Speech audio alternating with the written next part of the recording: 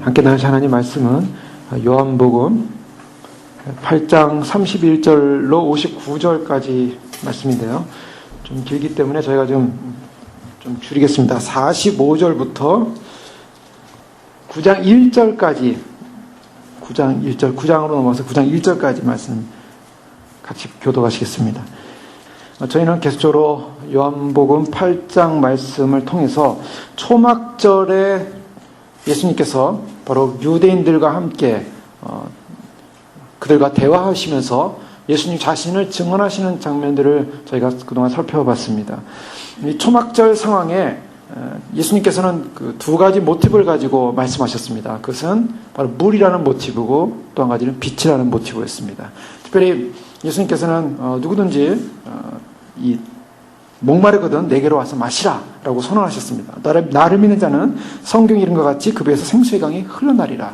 예수님께서는 바로 실로암으로부터 가져온 물을 가지고 번제에 드리는 이 초막절 행사에 그 하나님의 성령의 은혜의 역사가 임할 것에 대한 하나의 상징적 제법을 보면서 주님께서는 바로 그 성령의 물부터 부어주시는 번제에 부어지는 하나님의 역사, 하나님의 영의 역사가 바로 예수 그리스도를 통해서 이루어질 것이다 라는 것을 미리 상징적으로 이렇게 선언하시고 말씀하시고 본인이 바로 생명의 강을 흘러나오게 하는 바로 생명의 주인이다라는 것을 선포하셨습니다. 그리고 8장 말씀에 오면 8장 12절에 예수님께서 또 말씀하시되 이르시되 나는 세상의 빛이니 나를 따르는 자는 어둠에 다니지 아니하고 생명의 빛을 얻으리라. 바로 이것은 또 초막절 행사의 여인의 뜰에서 일어났던 바로 점등 행사의 모습을 보면서 예수님은 자신이 세상의 빛이다라는 그런 선언을 하시게 됩니다. 그래서 이 초막절 상황 가운데 예수님께서 두 가지 모티브로 생명의 생수로서 또 빛으로서 증거하고 있는데요. 여기는 굉장히 중요한 의미를 담고 있습니다. 빛이다라는 것을 살펴볼 때 우리는 두 가지 의미를 살펴볼 수 있었습니다. 이 빛을 통해서 우리 자신이 누군가가 드러난다는 것을 살펴봤습니다. 그래서 8장 처음 초반 시작하면서 바로 가는 중에 잡힌 한 여인이 바리새인과 서기관에 의해서 현장에 잡혀가지고 끌려온 장면을 살펴봤습니다. 바로 그 상황 속에서 예수님께서는 바로 큰 딜레마에 빠졌죠. 그것은 그 여인을 어떻게 처벌할 것인가, 어떻게 해석할 것이냐, 그것은 사랑이냐 공의냐라는 딜레마였습니다. 사랑을 외치면 하나님의 율법이 무너지는 것이고 또 하나님의 율법대로 공의를 외치면 사랑이 무너지고 이러한 딜레마 속에서 예수님께서는 죄 없는 자가 먼저 돌을 치라 라고 했을 때 그들이 다 나이 든 사람부터 어린아이까지 젊은이까지 다 물러난 사건이 일어났습니다. 바로 이 사건을 통해서 우리는 빛이 임했을 때 사람들이 어떤 현상이 벌어지는가를 볼 수가 있습니다. 빛이 임할 때 나타나는 현상은 그 빛으로 인해서 자신의 죄악성이, 인간의 죄악성이 드러난다는 것입니다. 예수님께서 나는 세상의 빛이다 라고 했을 때는 단지 빛을 보고 좋아하고 기뻐하고 반가워하는 그런 개념만 있는 것이 아니라 그 빛 앞에 선 인생을 보라는 것입니다. 그래서 빛 앞에 선 인생을 체험을 하고 인생을 인정을 하는 것입니다. 사실 우리 인간에 있어서 가장 본질적인 문제는 우리 자신의 처절한 무너진 존재, 우리가 아무것도 아니라는 존재를 인식하지 못하는 데 문제가 있습니다. 바로 예수님께서는 바로 이 초막절 사건을 통해서 계속적으로 무엇을 지금 말하고 있냐면 유대주의자들과 바리새인들과의 대화 속에서 예수님께서는 계속적으로 그들이 어떤 존재인가, 어떤 비참한 존재인가를 자꾸 드러내십니다.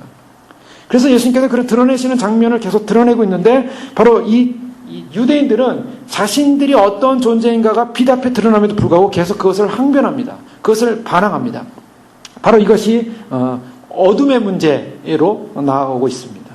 예수님은 빛을 비추는데 그 빛은 누굴 향해 비추고 있냐면 어둠을 향해 비추고 있는 것이죠. 그런데 그 어둠이 자신이 어둠이라는 사실을 인식하고 빛을 받아들이게 되면 빛 가운데 거하게 되는데 어둠이 빛을 받아들이지 않고 어둠이 빛을 거절하는 사건이 벌어진 것입니다. 이것은 기적과 같은 사건입니다. 사실. 어둠이 빛을 거절할 수 있는 능력이 없어요. 사실은 빛이 오면 어둠은 물러나야 됩니다. 그런데 어둠이 빛을 거절하더라는 것입니다. 자, 그 어둠, 인간 안에 있는 이 죄의 문제. 그래서 예수님께서 31절 이하에 보면 그러므로 예수께서 자기를 믿은 유대인들에게 이르시되 너희가 내 말에 거하면 참으로 내 제자가 되는데 진리를 알지니 진리가 너희를 자유케 하리라는 놀라운 선언을 하십니다. 진리가 너희를 자유케 하겠다. 자, 진리는 누구였습니까? 바로 예수 그리스도. 36절에 보면 아들이 너희를 자유케 하고 그러면 너희가 참으로 자유하리라.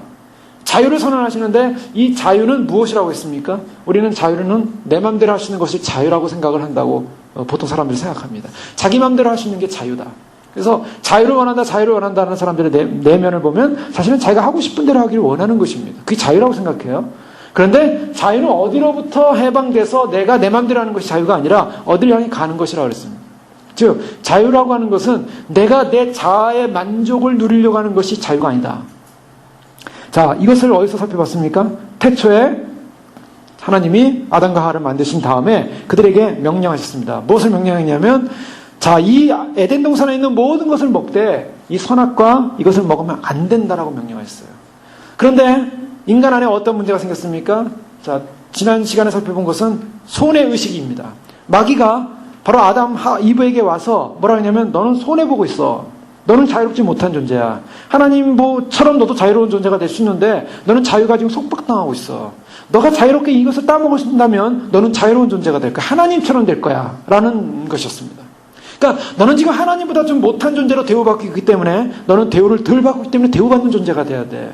대우받는 존재가 되려서 이것을 따먹으면 너는 하나님처럼 자유로울 거야. 바로 여기에 손해의식을 집어넣었다는 거죠. 인간 안에는 무엇이냐면 내가 뭔가 손해본다고 생각하면 못 견뎌하는 고통이 있습니다. 그래서 내가 손해보는 일을 해서는 안 되지. 내가 하나님 앞에서 내가 신앙생활 하는데 내가 하나님과의 관계 속에서 내가 손해보면 안 되지. 그래서 어떻게 합니까? 손해 안 보기를 결정하는 것입니다. 손해 안 보기를 결정했을 때 그 결정은 누가 했습니까? 자기 안에는 자아였습니다. 즉 이브 안에 있는 자아가 아담 안에 있는 자아가 내가 손해보지 않기로 했습니다. 어떤 거? 나도 자유하기로 결정했다는 거예요. 자, 인간이 자유하기로 결정한 그 결정의 내용, 인간이 생각한 자유는 무엇이었냐면 바로 자기를 만족시키는 거였습니다. 하나님이 원하시는 뜻이 아니라 자기를 만족시키는 데 대해서 문제가 생긴 것입니다. 인간은 항상 여기에 문제가 있습니다. 인간은 항상 인간의 딜레마는 나를 만족시킬 것이냐 하나님을 만족시킬 것이냐. 신앙 안에 들어오면 많은 사람들이 신앙으로 구속받는다고 생각을 합니다. 그래서 신앙생활하는 것이 어렵다고 생각합니다. 말씀대로 사는 것이 어렵다고 생각합니다. 왜 그렇습니까? 자아하고 부딪히기 때문입니다. 우리의 자아는 내가 원하는 걸 하고 싶어 합니다. 내가 하고 싶은 걸 하고 싶고 내가 원하는 뜻대로 살고 싶고 내가 결정하고 내가 생각하고 내가 하는 것대로 사는 게 내가 자유라고 생각합니다. 그것을 침해하는 것은 내 자유를 억압한다고 생각하는 것입니다. 내 마음대로 살고 싶은데 하나님의 말씀이 그렇게 하면 안 돼라고 말하고 있는 거예요. 그러니까 나는 내 자유가 이게 억압을 받구나. 내 자유가 참으로 이게 통제를 받고 있는 거구나. 나는 자유롭지 못해. 그래서 자연인은 또는 믿음이 없는 사람이거나 또는 예수님을 믿는다고 고백하지만은 신앙이 없는 그 육적 그리스도인들은 자신의 자아 문제를 해결하지 못하고 결국 어떻게 합니까? 하나님의 뜻 앞에 복종하지 못하게 됩니다. 그래서 자기의 자아적 만족을 향해 가는 거죠. 자기의 자아의 자유를 선택합니다. 자유를 선택하는 그 순간에 어떤 사건이 벌어졌습니까? 자유가 왔습니까? 이 하와와 아담이 자신들의 자유를 선택해서 나도 하나님처럼 될 거라는 그 자유를 얻기 위해서 선악과를 먹었는데요. 선악과를 먹는 그 순간에 그들은 자유가 아니라 죄로 말미암아 사망에 이르렀습니다. 누구의 종이 됐냐면 하나님의 자녀요, 하나님 앞에서 세움받은 만물의 왕권자로 살아야 될 아담과 하와가 인류가 마귀의 종이 되어버렸어요. 마귀의 종이 됨으로 말미암아 마귀의 노예가 되어버렸습니다. 그래서 마귀의 노예가 됨으로 말미암아 하나님과의 관계가 끊어졌고 하나님과의 관계성 속에서 자유해야 될 인생이 하나님과의 관계는 끊어져 버리고 하나님에서 자유는 잃어버리고 마귀의 종이 돼서 마귀가 시키는 대로 하기 시작했던 것이죠. 그런데 재밌는 것은 마귀가 종이 됐을 때 왜 나를 마귀의 종으로 만들었느냐? 나는 마귀의 종이 될 수 없어. 나는 마귀 너가 싫어. 너가 나를 유혹해서 내가 하나님과 관계 끊어졌어 하고 마귀를 저주하고 미워해야 되는데 인간은 불행하게도 마귀를 미워하지 않더라는 것입니다. 마귀하고 친해졌어요. 소위 말해서 자유를 찾아서 자유를 선택한 하나님을 거역하는 그 순간에 마귀의 종이 되는 그 순간에 자유를 잃어버렸는데 잃어버린 자유를 가지고 자신이 마귀와 같이 친해서 마귀와 함께 살기 시작했다는 것입니다. 그것이 타락된 인생의 본질입니다. 그래서 타락된 인생의 본질은요, 이 땅에 살면서 자신이 자유하다고 생각해요. 그래서 자기 자아대로 사는 것이 자유라고 생각합니다. 절대 그것이 자유가 아니라 하나님과의 관계 속에서 끊어진 죄의 종이다 말씀하고 있는 것입니다. 자, 그것을 33절에 예수님이 말씀하시는 거예요. 그들이 대답하되 우리가 아브라함의 자손이라 남의 종이 된 적이 없거늘 어찌하여 우리가 자유롭게 되리라 하느냐. 유대인들이 이해를 못했습니다. 내가 자유를 주겠다. 예수님이 자유를 주겠다 그랬어요. 그 자유를 준다는 의미가 뭔지 몰라요. 자기들이 종이라는 개념이 없기 때문입니다. 인간의 불행은 자신들이 죄의 종이라는 의식이 없기 때문에 이 종된 사단과의 관계를 끊어버리고 하나님께로 돌아가야 한다는 의식이 없다는 데 인생에 불행이 있는 것입니다. 그 사단의 종된 관계를 끊고서 바로 하나님과의 관계를 회복하는 것. 근데 그것은요, 인간에게는 관심이 없고 하나님만이 관심이 있다는 거예요. 그래서 아담과 하와가 범죄하고서 하나님과의 관계 끊어지니까 하나님께서 만드신 그 인간, 그러면서 하나님 기뻐하셨습니다. 그리고 하나님이 영광을 받으셨어요. 그런데 하나님이 만드신 인간이 하나님을 거역하고 마귀의 종이 됨으로 말미암아 하나님의 영광에 손상이 와서 하나님은 어떤 계획을 하셨냐면, 하나님은 먼저 첫째 그 죄에 대한 대가로 아담과 하와가 영원히 죽는, 또 인생이 죽는, 죽음이라는 저주가 오게 됩니다. 자, 하나님과의 관계가 끊어지는 것 자체가 저주예요. 그것이 죄입니다. 우리가 죄라고 생각할 때 우리는 무엇을 했냐 안 했냐, 도덕적인 무엇을 잘못을 했냐, 무슨 나쁜 일을 많이 했냐, 그런 것을 우리는 죄라고 보죠. 그러나 성경에서 말하는 죄는 분명합니다. 그것은 나타나는 하나의 열매지, 본질적 죄라는 것은 하나님과의 관계성이 끊어진 걸 죄라고 해요. 그래서 모든 사람은 다 죄인이라는 거예요. 그런데 이 죄인된 하나님의 저주, 즉 하나님과의 영원한 영생의 관계가 아니고 선악과를 먹음으로 하나님으로부터 떨어져 나간 것은 누구의 잘못이었습니까? 인간의 잘못이었어요. 그래서 하나님께서 이것을 먹지 말라고 했는데 먹는 행위를 한 그 행위의 결과가 하나님부터 끊어지는 저주를 받았다는 것입니다. 자, 그러면 하나님은 저주만 하시는 분인가? 하나님은 그 저주를 내버려 둘 것인가? 하나님은 공의의 하나님이시지만 그러나 하나님은 또 한편으로는 하나님의 속성은 사랑이라고 그러셨습니다. 우리는 이것을 굉장히 중요하게 알고 계셔야 합니다. 뭐냐면 인간이 하나님 앞에 범죄한 그 행위로 말미암아, 하나님의 말씀을 어기므로 말미암아 저주가 왔지만, 그러나 하나님께서는 그 저주를 끝내지 않고 인간과의 관계를 회복하기를 원하셨어요. 그래서 하나님이 개입하시는 것입니다. 그 하나님이 개입하는 사건이 어떤 사건이 벌어지냐면, 인간의 타락 이후로 하나님은 인간과의 관계를 회복하시는 그 개입이 바로 그의 아들 예수 그리스도를 통해서 우리를 속죄하시고, 그 저주의 모든 저주를 예수님이 대신 다 짊어지시고 예수님이 대신 그 저주를 받으시고, 그리고 우리를 하나님과의 관계를 회복하기로 결정하셨다는 것입니다. 그것이 창세기 3장 15절입니다. 그래서 여자의 후손이 바로 너의 후손, 사단의 후손과 서로 원수가 될 것이고, 그리고 바로 그 여자의 후손으로부터 나오는 바로 그가 너의 머리를 밟을 것이고, 바로 너는 그의 발꿈치를 상하게 할 것이다. 이 굉장히 중요한 복음이라고 살펴봤습니다. 바로 이것이 바로 아담 언약입니다. 하나님과 인간과의 관계는 철저한 계약적인 관계입니다. 그런데 이 계약의 관계는 하나님과 인간이 앉아가지고 서로 이렇게 코사인해가지고 만들어진 계약이 아니에요. 하나님 편에서 일방적으로 선택한 계약입니다. 그것이 어떤 면에서는 굴종적인 것이 아니라 사실은 거기에 은혜가 있습니다. 왜 은혜인가? 하나님께서 행위 언약을 통해서 소위 말해서 아담과 하와를 만들고 그 선악과를 만들고 그 선악과를 먹으면 안 된다라는 그런 명령을 주셨어요. 그리고 생명나무는 먹어도 된다. 그런데 선악과 안 먹어야 된다는 그러한 명령을 주셨는데 그걸 먹었단 말이에요. 그 먹은 행위로 말미암아 결국 저주가 왔어요. 그런데요, 이 행위로 말미암는 결과로 누군가 중보자가 없는, 중재자가 없는 하나님과 인간, 아담과의 관계성 속에서 이루어진 바로 직접적인 계약이었는데 그 계약을 인간이 깼다는 거죠. 자, 인간이 깬 그 사이에 뭐가 있었냐면, 사실은 하나님께서 인간을 그렇게 타락한 존재로 만들려고 한 것이 아니라, 사실은 하나님과 인간은 하나님이 인간과의 계약을 맺는 그 순간부터 하나님의 은혜와 사랑이 그것을 작동하고 있었다는 것입니다. 그래서 행위 언약 같았지만 그러나 하나님의 거기에 은혜의 풍성함이 있었다고요. 그 은혜의 풍성함을 인간이 거절했다는 것입니다. 그래서 주님께서는 이제는 어떻게 하냐면, 이제는 인간 스스로가 어떤 행위를 통해서 무엇을 얻으시는 존재가 못 되는 존재가 됐기 때문에 이제는 무조건적인 하나님의 은혜로 구속하기를 결정하신 거예요. 그 무조건적인 하나님의 은혜의 결정이 십자가였습니다. 그것은 인간 편에서 무엇을 행하냐 안 하냐가 아니었어요. 내가 행하기 전에 2000년 전에 예수님께서 골고다에 오셔서 십자가에 못 박혀 돌아가심을 하면 나와 상관없이 하나님께서 은혜로서 우리를 구속하기로 결정하셨다는 것입니다. 그런데 중요한 것은요, 그 은혜로 구속함으로 끝난 것이냐? 아니요. 거기는 반드시 우리가 그의 관계성 속에서 들어가야 되는 행위가 따르게 되는 것입니다. 자, 그 행위가 따르는 것이 바로 그와 같은 모티브가 31절에 나오죠. 예수께서 자기를 믿은 유대인들에게 이르시되 너희가 내 말에 거하면 참으로 내 제자가 되고 내가 진리를 알지니 진리가 너희를 자유케 하리라. 주님의 말씀에 거해야 된다고 말하고 있습니다. 자, 왜 거해야만 합니까? 주님의 구속적 은혜를 가지고 무조건적인 은혜로 우리의 죄를 용서하기 위해서 고난을 받으시고 십자가에 돌아가셨습니다. 우리는 그것을 그냥 거저 정말 거저 얻는 믿음으로 거저 얻는 영광을 얻었어요. 사람들은요, 이것을 거저 얻는 것이 너무나 감동스럽고 감격스러웠다라는 인식을 해야 되는데, 이지빌리즘이 돼서 당연히 얻는 것으로 생각을 했죠. 당연히 없기 때문에 당연히 예수님은 나를 위해서 구속해야 될 구속주로서의 그런 역할을 하신 것이다 라고 생각한다는 거예요. 사실 그렇지 않습니다. 주님은 엄청난 사랑을 가지고 그와 같은 구속을 이루셨는데, 그 구속을 이루신 것으로 끝난 것이 아니라 그 다음에 무엇을 해야 되냐면, 우리는 그 은혜의 축복을 받았기 때문에 이제는 그 안에서 그의 말씀 안에 거해야 한다는 것입니다. 말씀을 따라야 한다는 것입니다. 바로 이것이 관계입니다.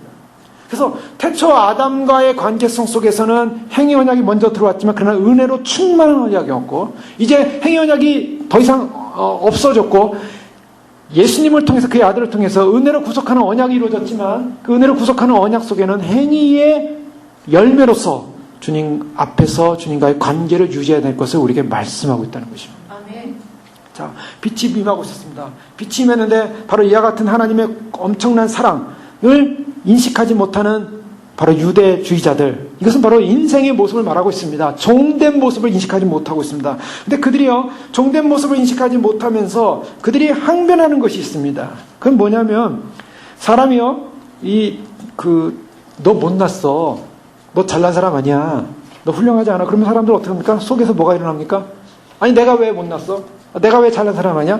왠지 마음에 거절하고 싶은 마음이 생겨요. 거부감이 일어납니다. 자, 거부감이 일어나면 뭡니까? 우리는 사실은요, 우리는 어떤 면에서는 성숙하지 못한 존재들이에요.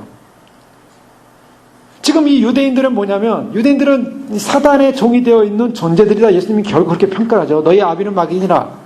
너희는 그 아비로부터 나서 거짓말을 하고 너희 욕심대로 행한다. 사십사절이 그렇게 말하고 있지 않습니까? 근데 그런 사람들에게 너희들은 종이야. 너희들은 사단의 종이야. 너희들의 아비는 마귀야. 이러면 사람들이 어떤 마음 갖겠어요? 마음에 막 거부감이 일어나는 거예요. 자, 거부감이 일어나는 이유가 뭡니까? 성숙하지 못했다는 거예요. 자, 그것은요, 중생하지 못한 사람들에게 나타나는 대략적인, 전형적인 반응들입니다. 자, 죄인들을 향하여, 당신 죄인이라고 하면 어떤, 뭐냐면, 나 죄인입니다. 이렇게 나오는 사람은 중생한 사람이에요. 거듭난 사람이에요. 그리고 자기의 본질을 깨달은 사람이에요. 당신 죄인이야? 라고 했을 때, 내가 왜 죄인이야? 아직 거듭나지 않았어요. 자, 이것이 바로 유대인들의 태도였어요. 유대인들 향하여 너희는 죄의 종이다 그랬더니 내가 왜 죄의 종이냐? 나는 아브라함의 자손이다. 이제 예수님께 이제 따지기 시작하는 겁니다. 여러분, 굉장히 중요한 영적 원리가 담겨져 있습니다. 하나님이 말씀하셨을 때 그 하나님의 말씀에 대한 우리의 반응이 뭐냐는 거예요. 많은 사람들이 하나님의 말씀에 대해서 반응할 때 그 말씀이 내 안에서 내가 뭔가 항변하고 싶고, 내가 그 말씀의 논리를 내가 정말 함부로 논리로서 반박하고 싶고, 하나님에 대해서 한번 하나님과 앉아서 누가 맞냐 따지고 싶은 마음이 있는 사람이라면 아직 중생하지 않았다라고 보시면 됩니다. 그러나 주님의 말씀에 너희는 허물가지로 죽었느니라. 주님, 나는 죽은 존재였습니다. 이렇게 고백이 나와야 돼요. 자, 이게 나오기까지 굉장히 어렵습니다. 근데 유대인들은 이 고백을 못하고 있어요. 이것이 바로 죄의 종의 모습이에요. 죄진 사람한테 너희는 죄인이라고 하면 나는 죄인입니다라고 고백하면 되는데요. 나 죄인 아니야. 나 죄인 아니야. 이 사람 아직 멀었다는 거예요. 왜요? 성경에서 뭐라고 하냐면 인생 자체가 의롭지 않기 때문이라고 말하고 있습니다. 이사야 64장 6절에 보면 대저 우리는 다 부정한 자 같아서 우리의 의는 다 더러운 옷 같으며 우리는 다 쇠폐함이 잎사귀 같으므로 우리의 죄악이 바람같이 우리를 몰아가나이다. 우리는 다 부정한 자 같다. 자, 우리는 의롭지 못합니다. 의는 더럽습니다. 또 왜 그렇습니까? 우리 인생의 존재는 뭐냐면 선하지 않다는 거예요. 여러분, 우리가 우리 자신을 진단할 때 성경은 뭐라고 말하고 있냐면 우리가 예수 안에 있으니까 예수님이 나의 죄를 용서해 주셨을까? 나는 굉장한 사람이 됐어. 굉장한 존재가 됐어. 나는 정말 훌륭한 의인이 됐어. 그래서 나는 완전히 의인의 반열에 서서 나는 굉장한 존재로서 나는 인정받을 사람이야. 물론 그것은 주님께서 줄 궁극적인 축복이고 그런 지위입니다. 그러나 인간 본성으로 들어가면 사실 우리가 중생 이후에 그것을 바라볼 때 바로 이것을 또 깨달을 수 있어요. 근데 중생하지 못한 상황에서 바라보면 이런 말 자체도 인정하고 싶지 않아요. 성경에서는 중생하지 못한 사람들을 향하여 또 죄의 종으로 있는 사람들을 향하여 또 우리 자신이 어떤 존재인가를 진단하는 상황에 대하여 우리를 향하여 우리는 선하지 않다라고 선언하고 있습니다. 로마서 7장 18절에 내 속 곧 내 육신에 선한 것이 거하지 아니하는 줄을 아노니 원함은 내게 있으나 선을 행하는 것은 없노라. 사도 바울은 자신의 육신 안에 선한 것이 거하지 않는다고 말하고 있어요. 이것이 솔직한 고백입니다. 사도 바울이 자신을 볼 때 그는 얼마나 주님을 사랑했고 주님 앞에서 주님 앞에 주님의 빛을 보고 지남을 살펴보지 않았습니까? 빛을 보고 완전히 꼬꾸라진 사람 아니겠습니까? 그런데 그 빛을 본 다음에 그 사도 바울의 고백은 내 안에 선한 것이 하나도 거하지 않는다. 이것이 바로 자기 자신을 바로 볼 수 있는, 진단할 수 있는 그런 성경의 그런 명제죠. 인간을 향한 명제입니다. 또 이사야 64장 6절에 계속적으로 이렇게 말씀하고 나는 부정한 자다. 부정하다라고 선언하고 있고요. 또 욥기 40장 4절에 보면 미천한 자라고 말하고 있습니다. 우리는 나는 미천하오니 무엇이라 주께 대답하리까 손으로 내 입을 가릴 뿐이로소이다. 욥은 하나님 앞에서 나는 미천한 자입니다. 내 손으로 내 입을 가릴 뿐입니다. 이것이 바로 인생이에요. 또 로마 3장 11절에 보면 인생은 뭐냐? 지혜롭지 못하라고 말하고 있습니다. 깨닫는 자도 없고 하나님을 찾는 자도 없고 또 시편 39편 5절에 보면 주께서 나의 날을 손너비만큼 되게 하심에 나의 일생이 주의 앞에는 없는 것 같사오니 사람마다 그 든든히 손때도 진실로 허사뿐이니이다. 허사와 같은 인생이에요. 사람이 아무리 무엇을 행한다 할지라도 사실은 인생 안에는 허사만 있고 깨달음도 없고 하나님을 찾지 못하고 지혜가 없고 부정하고 미천하고 선한 것이 거하지 않고 이게 우리라는 거예요. 우리는 자유롭지 못한 존재다. 사실은 자유롭지 못한 존재다. 이사야 61장 1절에 보면 주 여호와의 신이 내게 임하였으니 이는 여호와께서 내게 기름을 부으사 가난한 자에게 아름다운 소식을 전하려 하심이라. 나를 보내사 마음이 상한 자를 고치며 포로된 자에게 자유를 갇힌 자에게 노임을 전파하며. 무엇을 말하십니까? 인생 자체가 포로된 자라는 거예요. 인생 자체가 갇힌 자라는 것입니다. 또 종의 상태라는 것입니다. 베드로서 2장 19절에 저에게 자유를 준다 해도 자기는 멸망의 종들이니 누구든지 진 자는 이긴 자의 종이 됨이라. 자기는 멸망의 종들이니 또 공중의 권세 잡은 자에게 공중의 권세 잡은 불순종의 자녀들이 공중의 권세 잡은 자에게 순종하는 하나님께 불순종하는 그런 자녀들이 됐다고 에베소서 말하고 있습니다. 또 44절에는 너희의 아비는 마귀니라. 사탄의 권세를 받고 있는 인생. 고로새 1장 13절에는 그가 우리를 흑암의 권세에서 건져내사 그의 사랑의 아들로 나라로 옮기셨느니라. 흑암의 권세 아래 있는 인생. 자, 이 종의 특징은 뭐냐면요. 종의 특징은 결국은 거할 것이 없고 종의 특징은 결국은 정말 이렇게 비참한 존재라는 것입니다. 자, 이런 비참한 존재이기 때문에 이런 비참한 존재를 향하여 주님이 뭐라고 하시냐면 진리를 알지니 진리가 너희를 자유케 할 것이다 라고 선언하고 계신 거예요. 유대인들에게 그것을 기회를 주고 있는 거예요. 그런데 그들은 이 기회를 받고 우리에게 자유를 주시러 오신 바로 예수님, 나의 주님, 내가 주님을 인정합니다. 제가 믿습니다. 하고 무릎 꿇어야 됐어요. 가늠한 여인을 잡아온 바로 바리새인과 서기관들 그 외 많은 무리들이 바로 빛이 비춰졌을 때 죄 없는 자가 돌로 칠했을 때 거기서 무릎을 꿇었어야 돼요. 가늠한 여인 앞으로 나왔어야 말했습니다. 우리도 동일한 죄인입니다. 우리도 돌로 맞아 죽어야 될 사형수들입니다. 이렇게 나왔어야 돼요. 그렇다면 예수님께서 거기서 다 용서해 주셨을 거예요. 그런데 그들은 떠나가버리고 그 여인만 용서받았어요.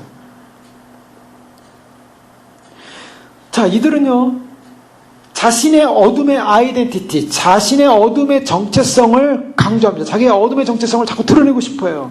그 자신의 어둠의 정체성은 뭐냐면, 특별히 지금 이 서기관과 이 바리새인들, 이 유대인들이 지금 계속적으로 이 자기를 드러내는 바로 핵심적인, 자기들이 굉장한 존재라는 핵심적인 정체성을 드러내는 분이 있습니다. 누굽니까?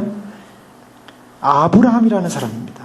자, 37절에 보면 나도 너희가 아브라함의 자손인 줄 아노라. 33절에 보면 그들이 대답해 우리가 아브라함의 자손이라. 남의 종이 된 적이 없다 라고 선언하죠. 37절에 예수님이 너희가 아브라함의 자손인 줄 내가 안다. 그러나 내 말이 너희 안에 거할 것이 없으므로 나를 죽이려 하는도다 라고 말씀하시고, 또 39절에 보면 대답하이르되 우리 아버지는 아브라함이라 하니, 지금 유대인들이 지금 자신들의 정체성을 드러내고자 하는 하나의 그 중심, 우리는 정통적인 신앙의 뿌리를 가진 그러한, 우리는 정통주의자예요. 우리는 구원받은 사람이라고 지금 선언하고 있어요.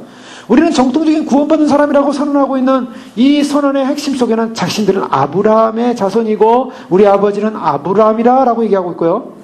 예수님께서 뭐라냐면 너희가 아브라함의 자손이면 아브라함의 행한 일을 할 것이거늘. 아브라함에 관한 얘기가 나오고 있습니다.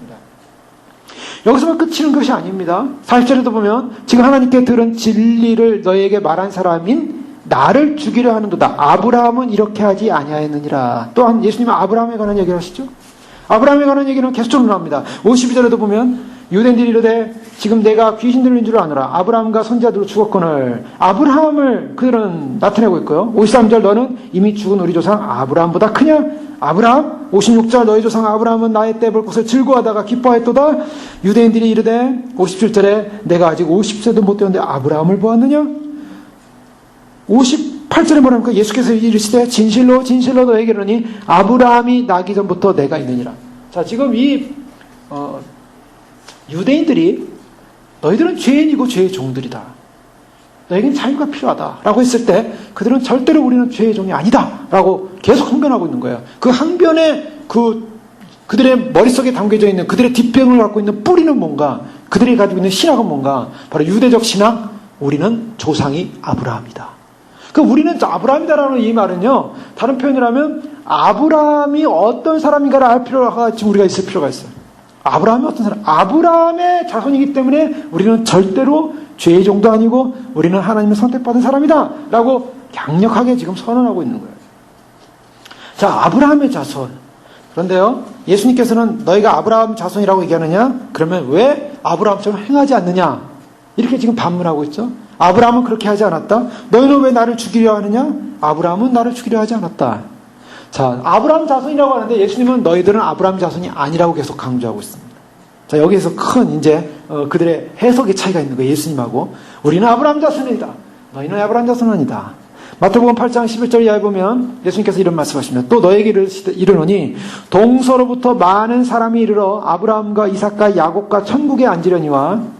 이제 마지막 때 상황, 주님께서 마지막 많은 사람들이 와서 이제 천국에 앉는데요. 그 나라의 본 자손들은 바깥 어두운 데 쫓겨나 거기서 울며 이를 갈게 되리라. 그 나라의 본 자손들은 이 무서운 말씀을 하셨어요.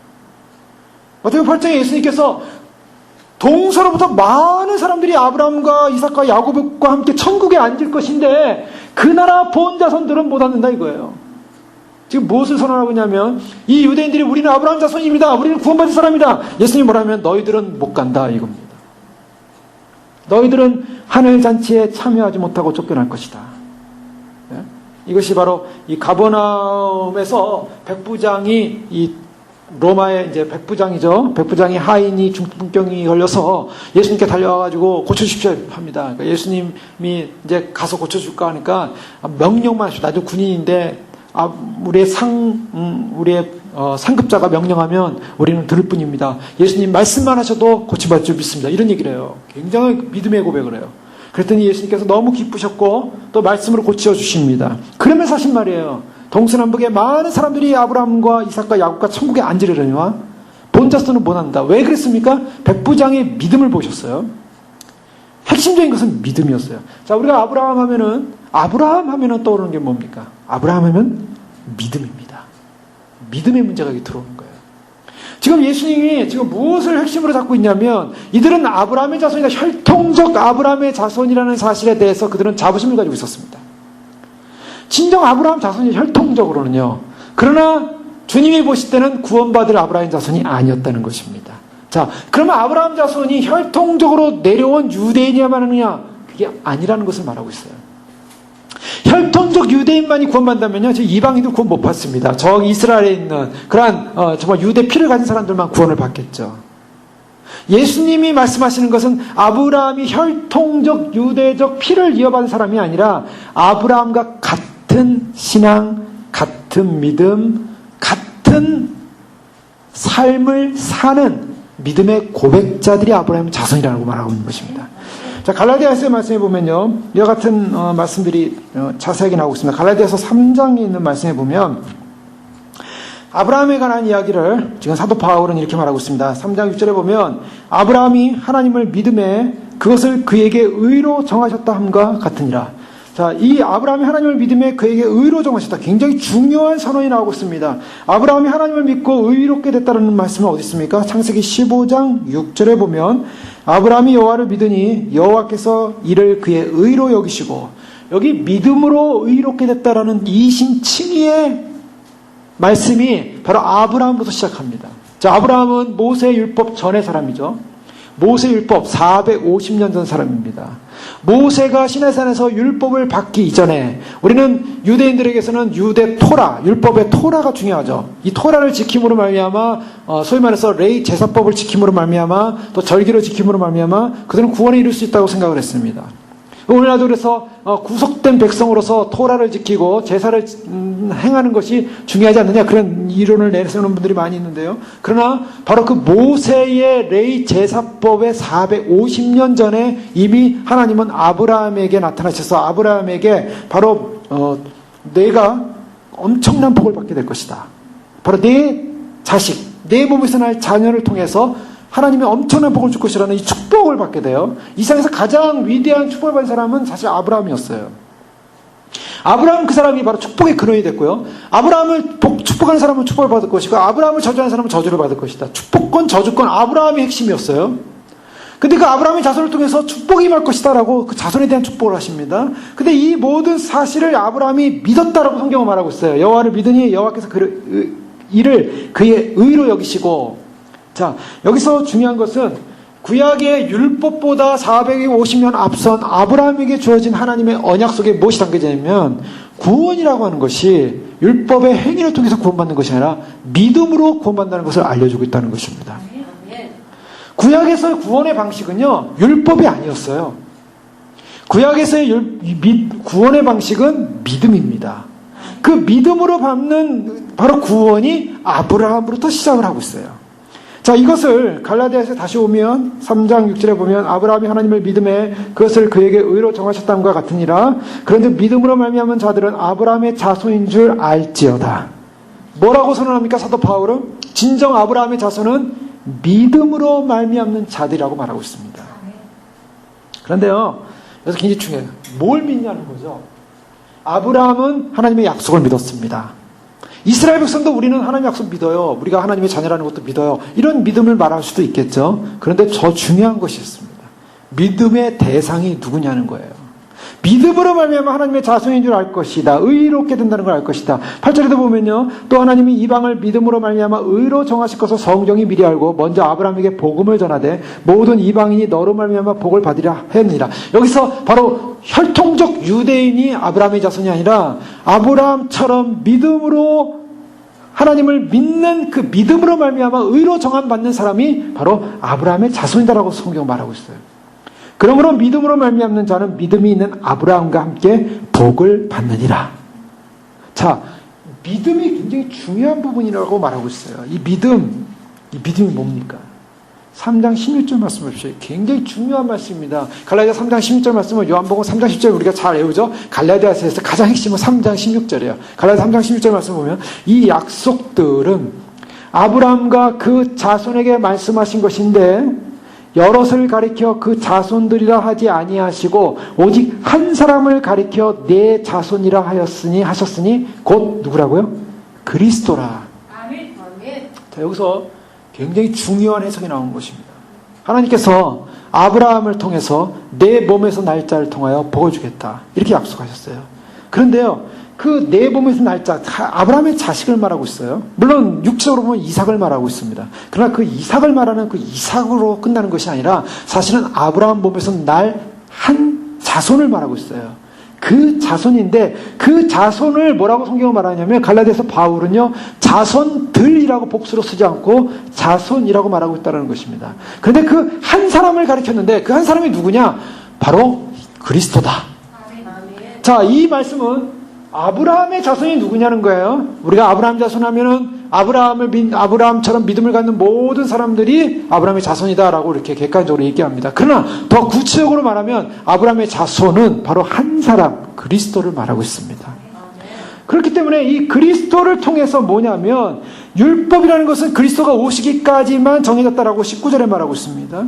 그리고 이 예수 그리스도가 오심으로 말미암아 어떤 사건이 벌어졌냐면 바로 아브라함에게 약속했던 믿음으로 말미암아 의에 이른다는 그 약속이 바로 예수 그리스도를 믿음으로 말미암아 의에 이른다는, 예수 그리스도를 믿음으로 말미암아 의에 이른다는 구원을 받는다는 새 언약적 개념으로 들어왔다는 것입니다. 자, 아브라함과의 언약은요, 이것은 하나님께서 아브라함에게 약속을 주실 때 우리가 히브리서에서 살펴봤지만 언약이라는 것이 무엇이라고 살펴봤습니까? 언약이라는 것은 하나님과 인간과의 관계입니다. 하나님께서 아담에게 너는 나의 피조물이고 나는 너의 창조주다. 바로 이게 언약이에요. 너와 나는 우리 영원히 살 것이다. 함께 행복하게 살자. 이것이 언약이었어요. 근데 그 언약을 깼단 말이에요.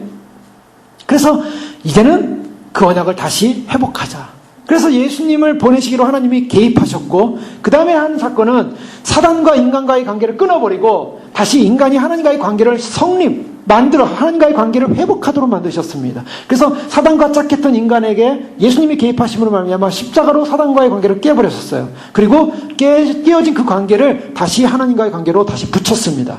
바로 이것을 새 언약이라고 그래요. 바로 창조 언약, 아담의 언약으로부터 시작된 이 언약은 아브라함 때 아브라함에게 약속을 했었습니다. 물론 노아에 오면은 노아가 또 하나님과 언약을 맺어요. 너는 보존되어 살 것이다. 보존 언약이라고 합니다. 그 다음에 아브라함에게 와서는 하나님께서 약속을 했어요. 그래서 이것을 약속 언약이라고 그래요. 그 다음에 모세에 가서는 모세에게는 율법 언약이 나타나고, 그 다음에 다윗에게 가서 왕조가 이루어질 것이라는 왕조의 언약이 나타납니다.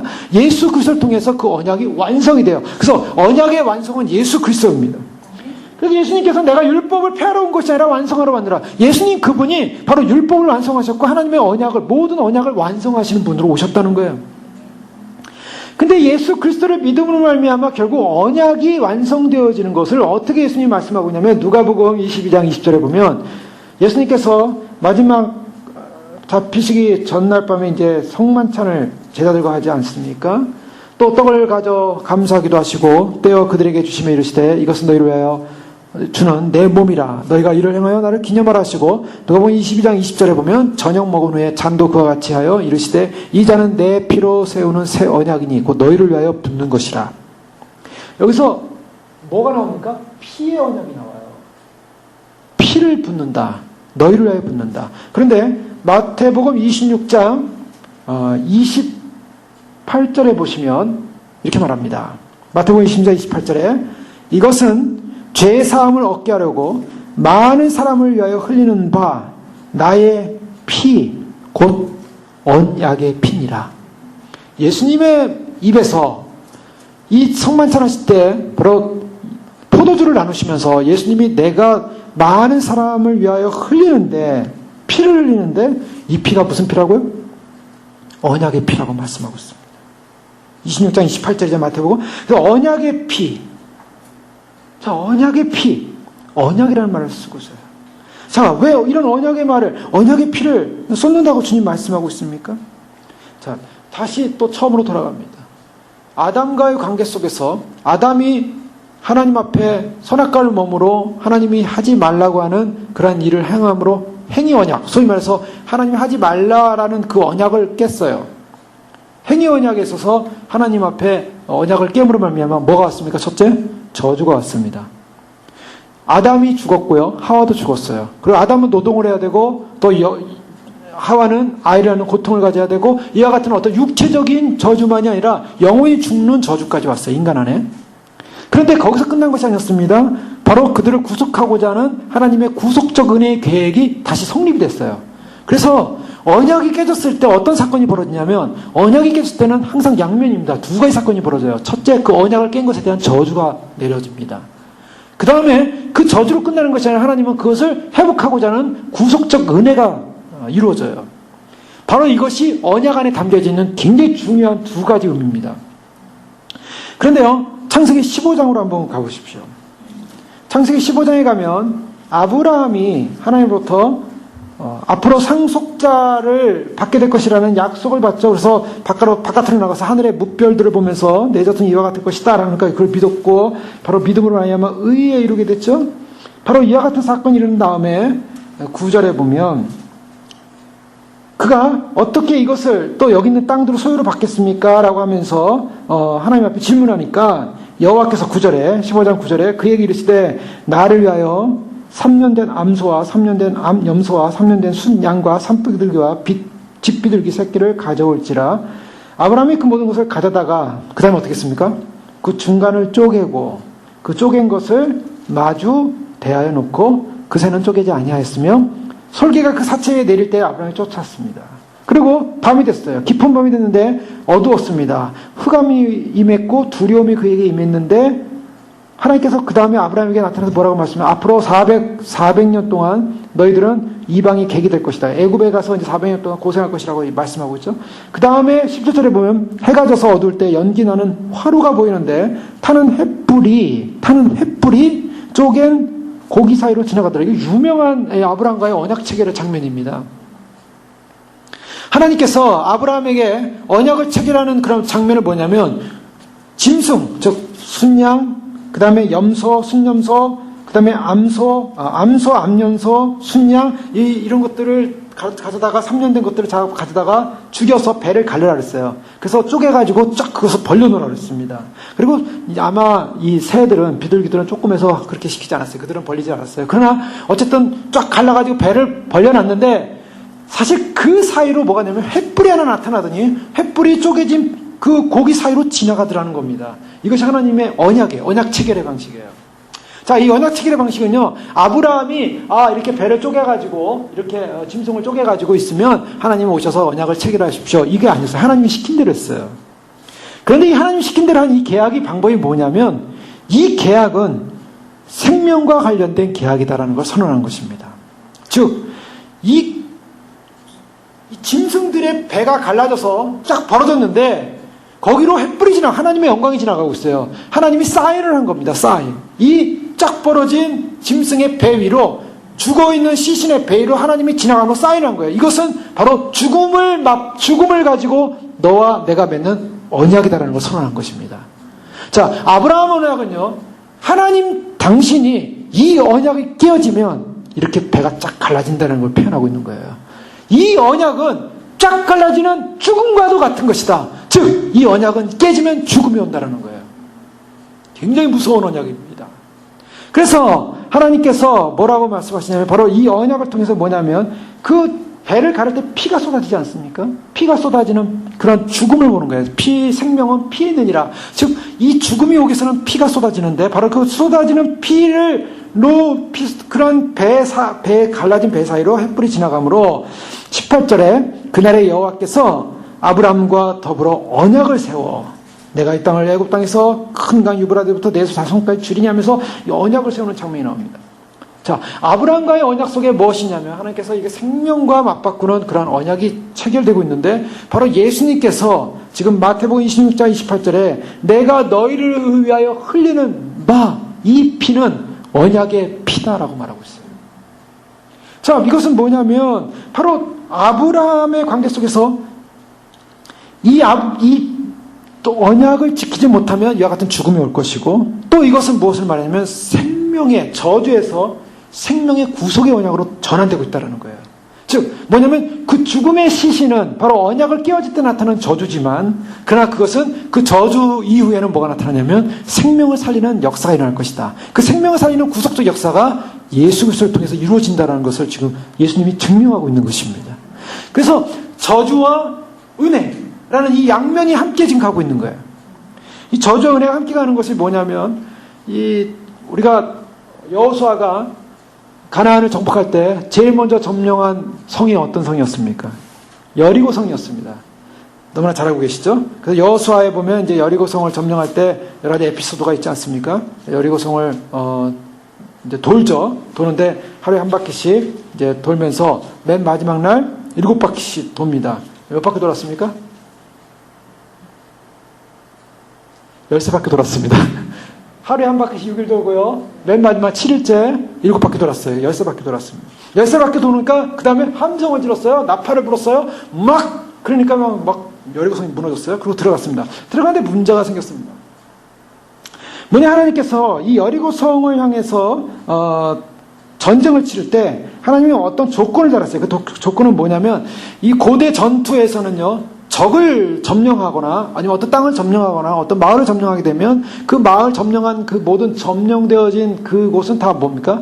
다 그냥 전리품이에요. 거기 사람도 다 노예고 거기 있는 물건은 다 자기들 겁니다. 뭐 오늘날도 마찬가지 아니겠습니까? 그냥 점령자가 다 갖는 거예요. 그런데 여리고성은 여호수아에게 이스라엘 백성들에게 하나님이 명령했어요. 뭐냐면 여리고성은 나의 것이다. 절대로 들어가면 건들지 마라.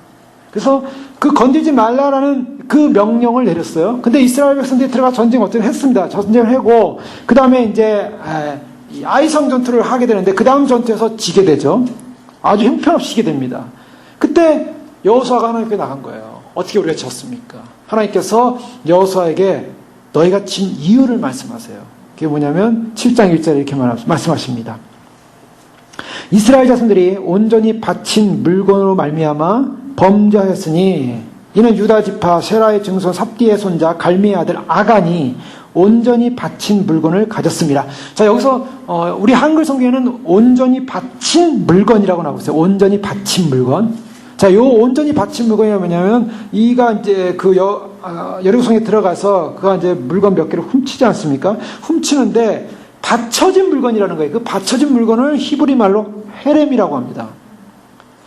헤렘이라는 말을 쓰고 있어요. 근데 이 헤렘이라는 단어는 굉장히 두 가지 의미를 담고 있었어요. 받쳐졌다라는 의미가 있고요. 또 한 가지는 저주라는 말을 담고 있습니다. 하나님께서 내가 여리고성은 나의 것이다 라고 했을 때는 바로 그것은 헤렘이 선포되는 거예요. 헤렘, 하나님이 헤렘이다라고 했을 때는 그 헤렘은 하나님의 것이에요. 하나님께 바쳐진 거예요. 그런데 하나님께 바쳐진 것을 인간이 가서 딱 잡는 그 순간에 어떤 역사가 일어나냐면 저주가 오는 거예요. 그래서 헤렘이라는 이브리 말은 두 가지 의미를 담고 있어요.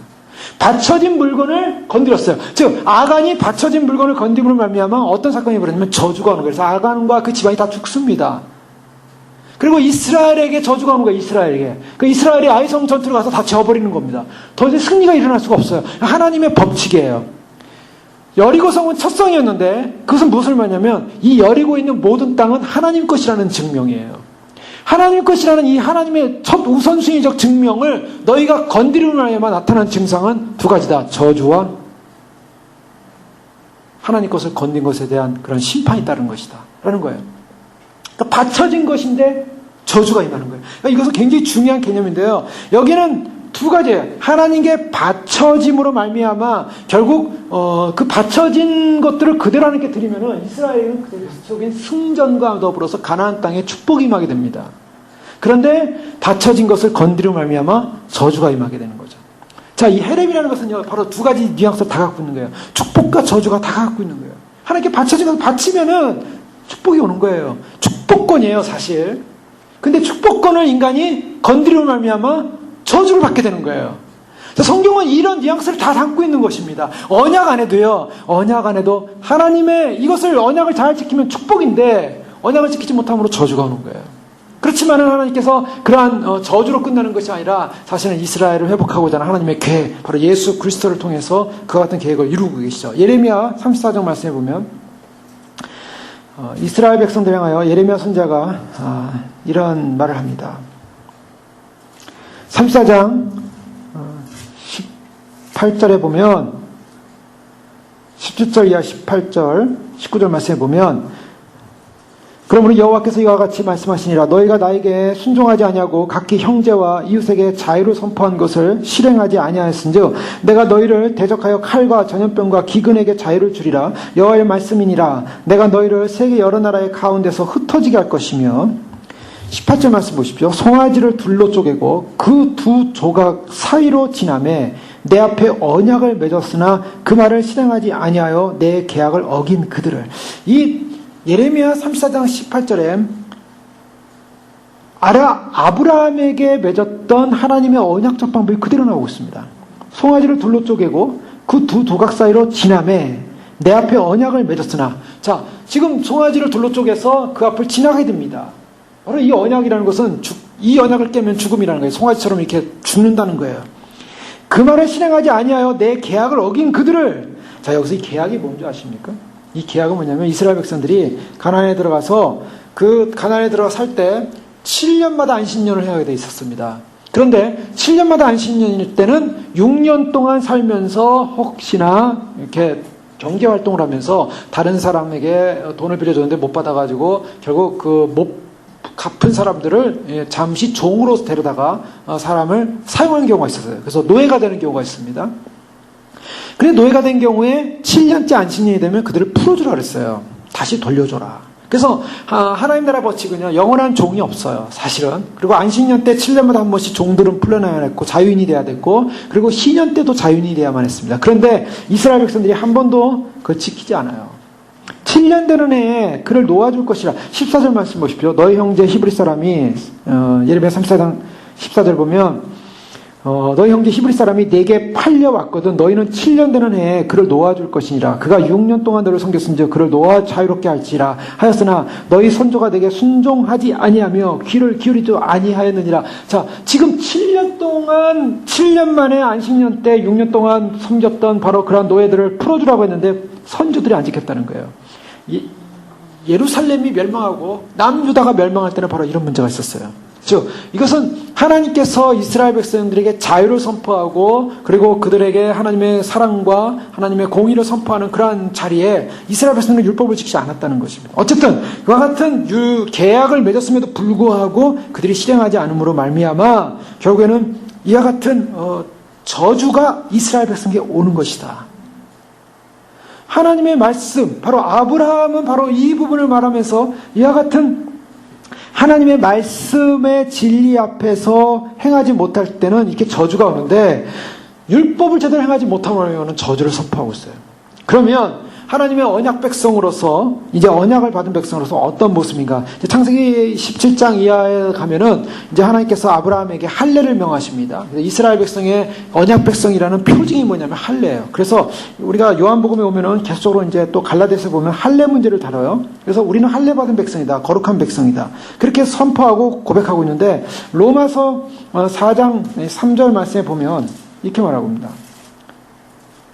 성경이 무엇을 말하냐? 아브라함이 하나님을 믿음에 그것이 그에게 의로 여긴 바 되었다. 의로 여긴 바 된 것을 계속 강조하고 있습니다. 그러면서 할례 받은 백성으로서의 그런 축복이 어디로 가냐면 골로새서 2장 11절 12절 말씀. 골로새서 2장 11절 12절에 보면 또 그 안에서와 너희가 손으로 하지 아니한 할례를 받았으니 곧 육의 몸을 벗는 것이요 그리스도의 할례라. 너희가 세례로 그리스도와 함께 장사되고 죽은 자들 가운데서 그를 일으키신 하나님의 역사를 믿음으로 말미암아 그 안에서 함께 일으키심을 받았느니라. 자, 이 언약 백성으로서의 표징이 할례였는데 이제는 그리스도 안에서 세례를 받으면 할례가 세례로 바뀌어요. 의미가. 그래서 그리스도와 함께 장사되고 죽은 자들 가운데서 그를 일으키신 하나님의 역사를 믿음으로 말미암아 그 안에서 함께 일으키심을 받았느니라. 정결함을 얻었느니라. 하나님의 백성이 되었느니라.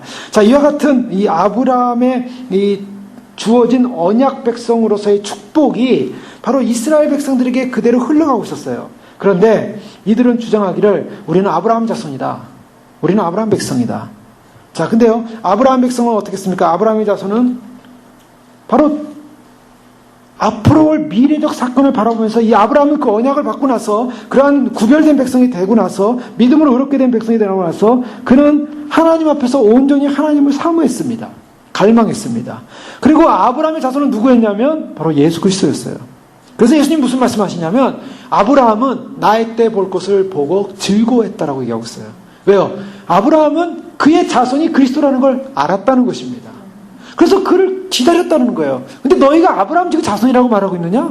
아브라함의 자손이면은 바로 나의 때를 보고 기뻐했던 아브라함처럼 너희도 그리스도를 기뻐해야 되는 것이니라. 근데 너희는 그리스도를 지금 대적하고 있다. 나는 지금 그리스도로 왔는데 내가 그리스도인데 내가 그니라. 에고 에미. 나는 바로 그다. 내가 바로 말한 바로 여호와 하나님의 아들이고 내가 바로 그런 메시아로서 너희를 구원할 진정한 그리스도로서 기름 부음 받으러 왔다. 그런데 왜 너희는 아브라함처럼 나를 기다리고 환영하고 나를 바라보면서 즐거워하지 않느냐? 너희는 왜 나를 죽이려 하느냐? 너희는 아브라함 자손이 아니다! 라고 선언하고 있는 것입니다. 그러니까 저희들이 알았던 아브라함에 관한 언약과 약속은요, 단지 할례를 지키는 것으로 언약 백성이라고 생각을 했어요. 또 그들이 마치 율법을 지내고 율법적 행위를 하는 것 자체로서만 언약 백성이라고 생각했어요. 그러나 성경은 뭐라고 말합니까? 아브라함이 믿음으로 말미암아 의에 이른 것처럼. 그 믿음이 뭐냐는 거예요. 하나님의 온전한 약속. 그 온전한 약속은 바로 그리스도를 보내시겠다는, 바로 그 자손을 통해서 복을 주시겠다는 그 약속을 믿었다는 것입니다. 그러니까 예수 그리스도가 바로 새 언약의 중보자로서 이 땅에 오셨는데, 언약을 이루시는 그 언약의 주체자이신 바로 그 예수 그리스도를 믿는 것이 아브라함이 믿었던, 아브라함이 언약을 믿었던, 하나님을 믿었던 바로 그 믿음과 같은 것이다 라고 말하고 있습니다. 아브라함은 어떤 삶을 살았습니까? 아브라함은 철저하게 사람을 의존하는 모든 안전장치를 다 던져야만 했습니다. 갈대우르에서 창세기 12장에 본토 친척 아비 집을 떠나라 그랬어요. 자, 이것은 자신이 살던 모든 삶의 터전을 내려놓아야 한다는 것입니다. 자, 인간적인 안전장치입니다. 자, 우리 마지막 때 되면 사람들이 안전하다, 평안하다 할 때 주님이 오신다 그랬죠. 안전하다, 평안하다 할 때. 그것은 어떤 의미로 해석해 볼 수 있겠습니까? 우리가 이 땅에 살면 참 많은 안전장치가 있습니다. 많은 안전장치들을 해놓고 살아요. 그래서 나는 이제 안전장치를 해놨으니까 나는 이제 어려움 없을 거야. 나는 두려움 없을 거야. 이 땅 현대를 사는 많은 사람들이 그런 육체적인 안전장치도 만들 수 있고요. 또 여러 가지 물질적인 안전장치가 여러 가지 있을 수 있어요. 그러나 그런 안전장치에 대해서 의존하고 하나님을 의존하지 않는 거예요. 오늘날 왜 많은 사람들이 주님 오심을 기다리고 예배하지 않는가? 너무나 세상에서 안전장치를 많이 만들어놨어요. 그 때문에 철저하게 주님을 의지하고자 하는, 주님 앞에 주님만이 나의 모든 것입니다. 주님의 말씀대로만 따르겠습니다. 주님의 말씀의 길로만 가겠습니다라는, 주님만이 안전하시다라는 그러한 고백을 할 수가 없게 됐어요. 바로 이것이 문제예요. 안전하다, 평안하다, 영적인 해석입니다. 물론 시대적으로, 정치적으로, 경제적으로 안전하다, 평안하다 그런 얘기도 될 수 있겠지만, 어떤 의미에서는 인간 스스로가 갖는 더 이상 안전장치가 하나님이 아닌 세대가 되어버렸어요. 하나님만이 절대 안전장인데 세상에 안전장치를 만들어 놓고, 나 이제 안전하고 평안하니 이제 여기서 먹고 마시고 즐기자. 자, 그런데 아브라함은 어떤 믿음이었습니까? 아브라함은 자신의 모든 안전장치를 버려야만 했습니다. 고향, 친척, 자기의 종교, 모든 것, 자기가 소유하고 있던 것 거쳐 다 포기하면 했어요. 자, 모든 걸 포기했습니다. 그리고 누구만 의지합니까? 하나님만 의지하기로 결정한 거예요. 그게 믿음이라는 것입니다. 그리고 그는 나이가 들어서 고령이 돼서 자식이 없었어요. 그때 주님께서 자식을 주겠다고 하는 그 약속을 받아들였습니다. 이거 놀라운 사실이에요. 도저히 눈으로 보고 확인될 수 없는 그런 기적 같은 사실을 인정하기로 결정했어요. 그리고 그렇게 믿음으로 아이를 갖게 됐습니다. 이삭을 갖게 됐어요. 근데 그 이삭마저도 이제는 모리아산에 가서 희생제물로 죽이라 라는 명령을 받게 돼요. 바치라. 자, 이것을 바치라고 했을 때 아브라함은 어떻게 했습니까? 아브라함은 그대로 순종하기로 결정한 것입니다. 이거 굉장한 믿음이에요. 왜요? 하나님만을 믿어. 그래서 우리가 창세기 아브라함의 행적을 보면요, 아브라함이 정말 훈련된, 이 믿음으로 견고하게 훈련된 사람이에요. 물론 그 전에 이스마엘 사건도 있었고 하나님을 불신했고 그리고 넘어지기도 했습니다. 그래서 그 과정을 통해서 그는 다시 믿음을 회복했고 다시 하나님을 신뢰하는 법을 배웠고, 그래서 그는 자기가 행했던 자기 의지대로 자기 자아대로 결정했던 것이 다 죄라는 사실을 깨달았어요. 그래서 믿음이란 뭐냐? 믿음이란 자기 자아대로 자기 생각대로 결정하고 행동하고 한 모든 것이 사실은 실패하는 것이고, 전적으로 하나님만을 의지하는 것이 진정한 자유다라는 것을 아브라함은 깨달았던 것입니다. 모리아산에 가서 바치라. 그냥 아무 말 하지 않습니다. 주님 왜 바치라고 합니까? 이런 말씀하지 않아요. 그냥 모리아산으로 아이를 데려갑니다. 그리고 가서 이삭이 묻죠. 다 준비됐는데 왜 희생 제물은 어디 있습니까? 하나님이 준비하실 것이다. 그리고 그 아이를 묶고서 칼로 내려치는 사이에, 내려치려고 할 때 아브라함 하나님이 급하게 부르시잖아요. 내 믿음을 내가 봤다. 내 독자 자식을 아끼지 않은 걸 보고 내가 너의 하나님 경외하는 것을 내가 알았노라. 그러면서 하나님이 여호와 이레. 여러분, 여호와 이레를 사람들이 많이 사용하죠. 여호와 이레 채우시네. 하나님 우리를 왜 채우신다. 자, 여호와 이레를 어떻게, 여호와 이레라는 것은요, 자신이 전적으로 하나님만을 의존하고 마치 모리아산에 이삭을 바치듯이 아무것도 의존할 것 없고 아무 세상에서 의존할 것도 없고 오직 하나님 당신의 말씀만을 절대로 의존합니다 라고 생각하면서 하나님의 말씀에 절대로 자기의 목숨을 내어 던질 때 여호와 이레가 나타나는 거예요. 여호와 이레는 그때 나타나요. 그래서 하나님, 정말 내 안전장치를 다 내려놓고 나의 모든 것 주님 앞에 드리고 주님 말씀대로 순종하겠습니다. 과거를 바라보지 않겠습니다. 미래만을 바라보겠습니다. 이것이 바로 아브라함의 믿음이었어요.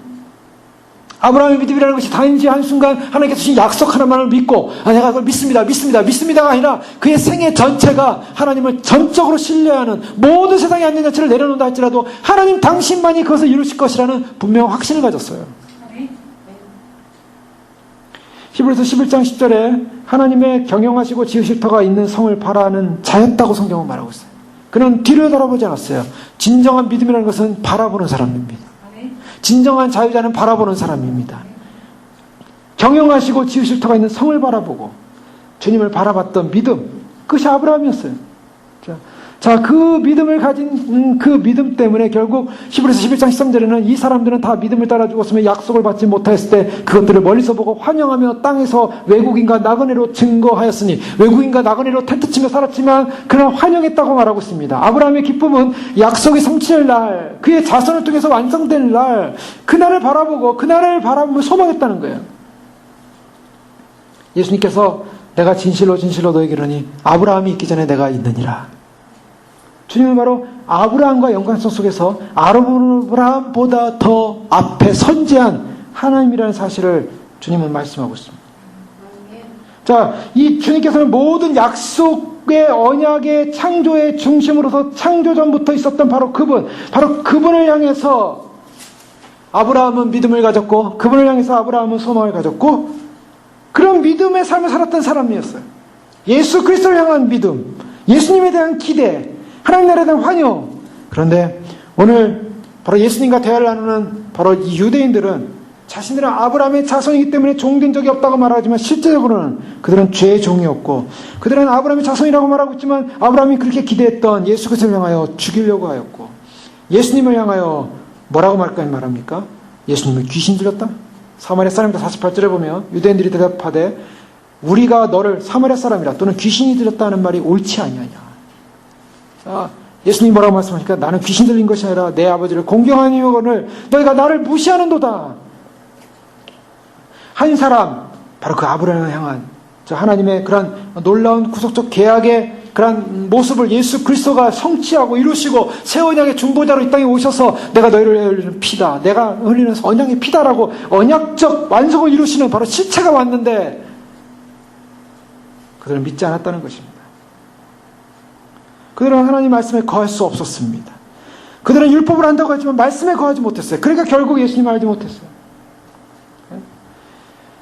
자, 진정으로 아브라함 자손이라고 표방하던 그들은 어둠 가운데 있을 때 진정한 빛을 발견하지 못했고요, 진정한 빛 안에서 깨달아지지 못했습니다. 왜요? 그들은 죄 가운데 계속적으로 머무르는 어둠이었기 때문에. 자, 그런데요, 중요한 것은 이 주님께서 계속적으로 지금 정말 너희가 아브라함의 자손이라면 하나님의 말씀 안에, 주님의 말씀 안에 거할 수 있는 존재해야 한다고 말하고 있습니다. 말씀이 굉장히 중요해요. 말씀이 어둠과 빛을 가르는 핵심입니다. 사람들이 말씀을 모름으로 말미암아, 말씀 가운데 거하지 못함으로 말미암아 결국 말씀을 거하지 못하는 사람은 어둠 가운데 있는 사람이고, 말씀이 거하지 못하는 사람들은 바로 하나님을 발견하지 못한다고 말하고 있어요. 진리가 너희를 자유케 하겠다. 예수님은 진리셨습니다. 골로새서 1장 27절에 보면 진리는 바로 이 구원의 비밀과도 연관이 되어 있어요. 하나님이 그들로 하여금 이 비밀의 영광이 이방인 가운데 얼마나 풍성한지를 알게 하려 하심이라. 이 비밀은 너희 안에 계신 그리스도니 곧 영광의 소망이니라. 영광의 소망이신 그분이 바로 우리 안에 계신 예수 그리스도, 그것이 바로 비밀이라는 거예요.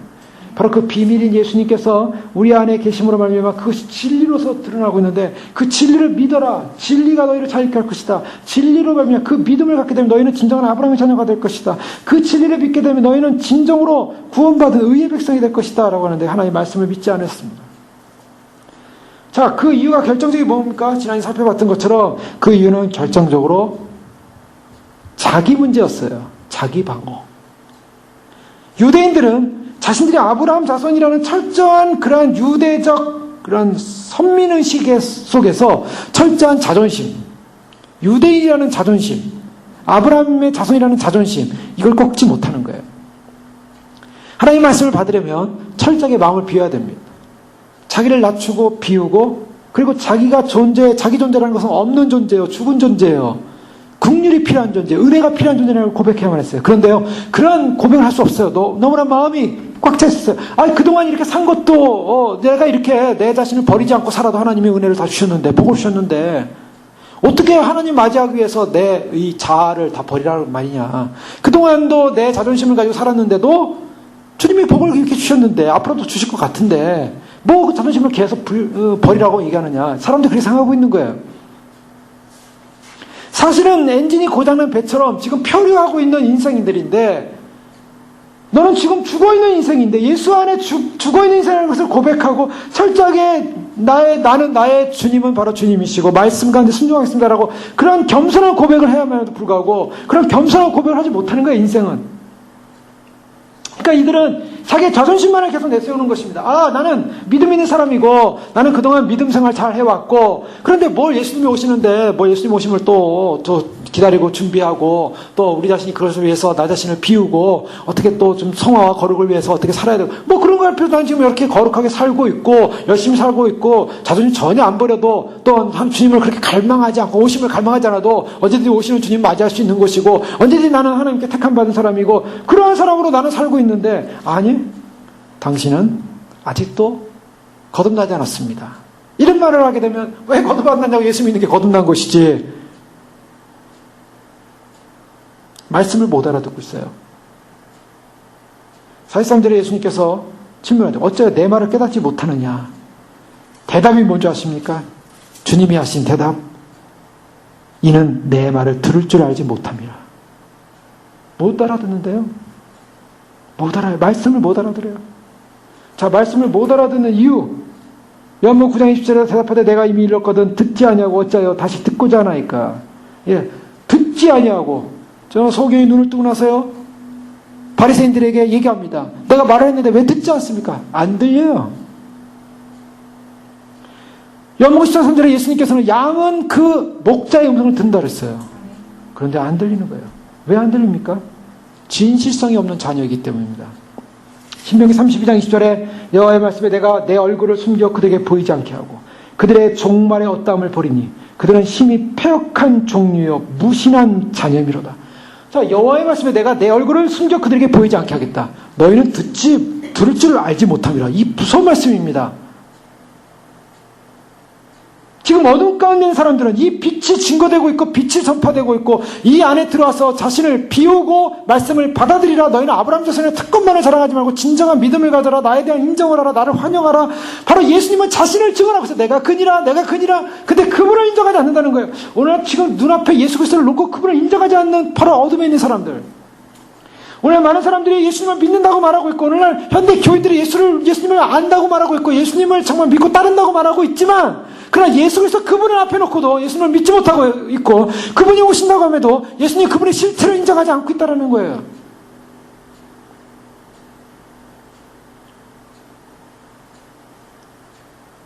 깨닫지 못하고 있어요.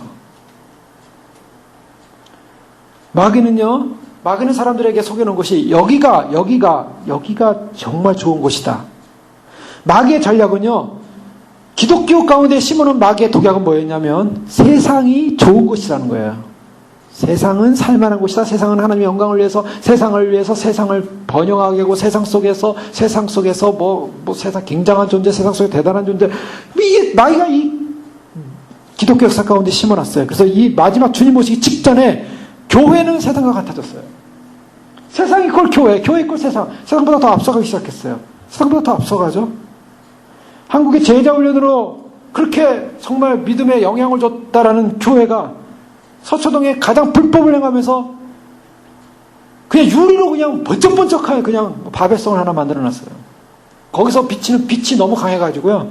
그 서울 검찰청에 그대로 빛이 반사돼서 온대요. 그래서 검찰들이 고소를 했어요. 검사들이 고소를 했어요. 이거 웃기는 얘기입니까? 저 빛 좀 없애주세요 하고 고소를 했어요. 서울 검찰청이 교회를 향하여 고소를 했어요. 좀 빛 좀 없애주세요. 그래서 그 교회 측 입장에서 그쪽에 반사되지 않도록 뭘 칠하겠습니다. 이렇게 나왔어요.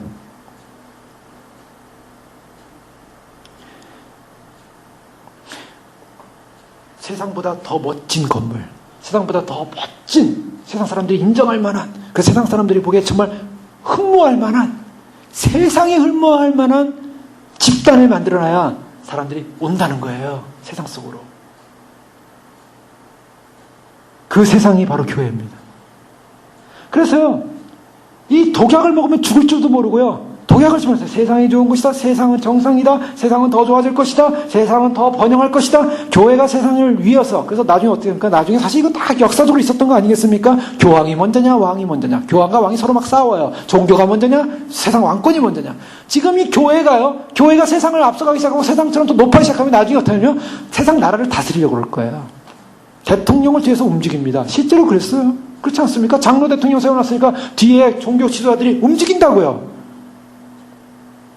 교회가 할 일은 그런 일이 아닙니다. 예수님께서는요, 예수님의 이름으로 정치를 하고 예수님의 이름으로 세상을 어떻게 하고, 이것이 하나님 예수님에게는 관심이 없던 일이에요. 예수님은 당시에 황제가 누구고 황제를 어떻게 변화시키고 당시에 총독이 누구서 총독을 어떻게 변화, 예수님 그거 관심 없었어요. 본디오 필라도 앞에 섰을 때 예수님은 나와 너와 나라는 다른 나라다, 나의 나라는 여기 있지 않다. 본디오 필라도가 도저히 세상과의 관계성을 만들 수가 없었어요. 알 수가 없었어요. 도대체 당신 나라는 어디 있습니까? 당신 정말 왕이십니까? 내가 왕이다.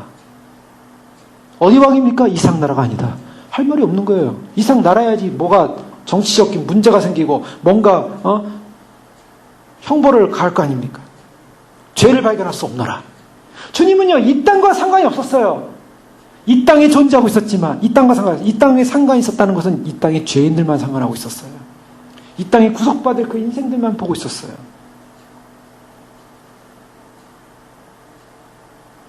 마태복음 23장 15절에 화 있으니까 외식하는 서기관들과 바리새인들이여, 너희는 교인 하나를 얻기 위하여 바다와 육지를 두루다니다가 생기면 너희보다 배나 더 지옥자식이 되게 하는다. 왜 지옥자식입니까? 데리고 들어와서 세속화시켜버려요. 세속화로 무장시켜버려요. 도저히 세상에 관심도 없고 최선을 다해서 자기 죄 문제 가운데 고통하는 사람들이 교회에 오니까 죄와는 전혀 상관없고 죄에 대한 문제 해결하는 것 같고, 세상에서 잘 되십시오, 세상에서 번영하십시오, 교회에서 열심히 하면 세상에서 번영됩니다, 그러니까 복 받으십시오. 이렇게 복 받은 사람이 우리 여기 많지 않습니까? 저들 모델을 보면서 당신도 복 받는다, 더나 지옥 자식이 되게. 그래서 하나님 믿으면 복을 받아야 되는구나, 나도 복을 주시옵소서, 복 주시옵소서. 이렇게 복을 받으면 저렇게 잘 되고 이렇게 복을 받으면 이렇게 잘 되고, 이것이 모델이지 않느냐.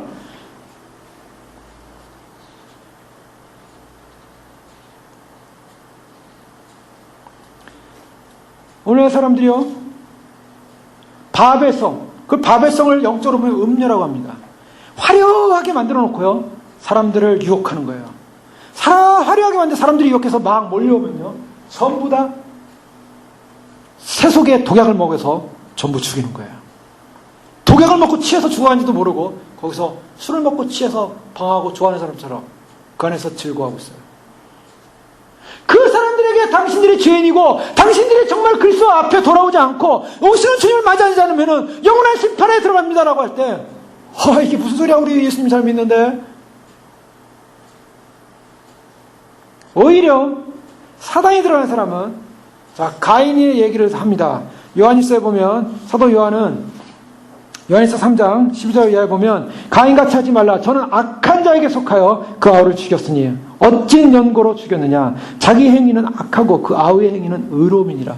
여러분, 정말 의를 향하고 주님을 향하고 주님에 대한 믿음을 향하고 말씀대로 향하는 그 의를 사모하는 백성들을 향하여 세상에 속한 가인들은 뭐냐면 죽이려고 합니다. 예수님이 의를 선포하고 있고 진리를 선포하고 있어요.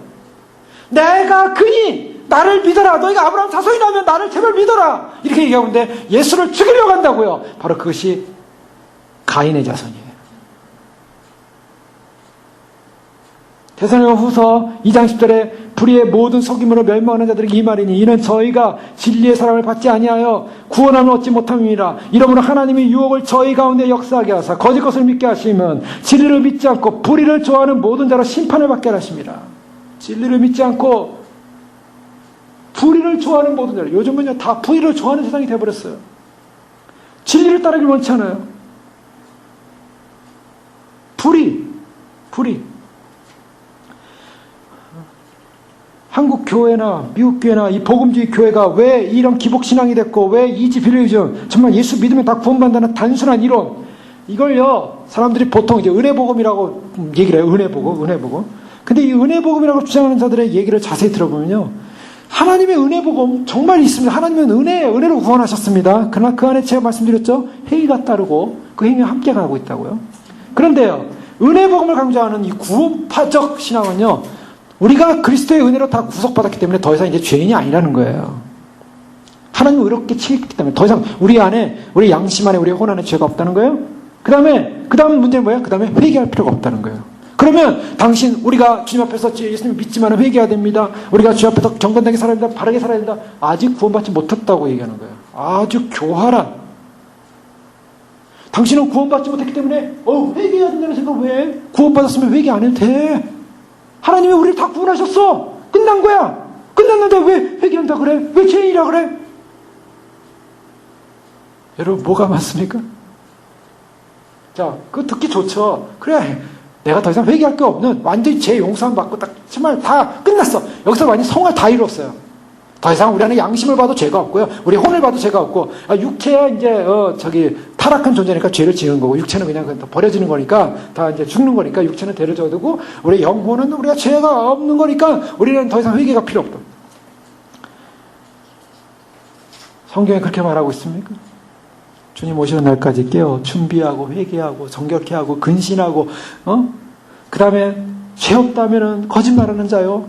주님 앞에서 정말 우리는 죄인으로서 정말 우리가 예수님 안에서 진정한 의의 은총을 입었습니다. 은총을 입어서 주님의 구원받은 백성이 됐습니다. 하나님의 칭의적 선언이요 선포요 법적 근거로서 우리는 하나님의 자녀입니다. 자녀답게 살라는 거예요.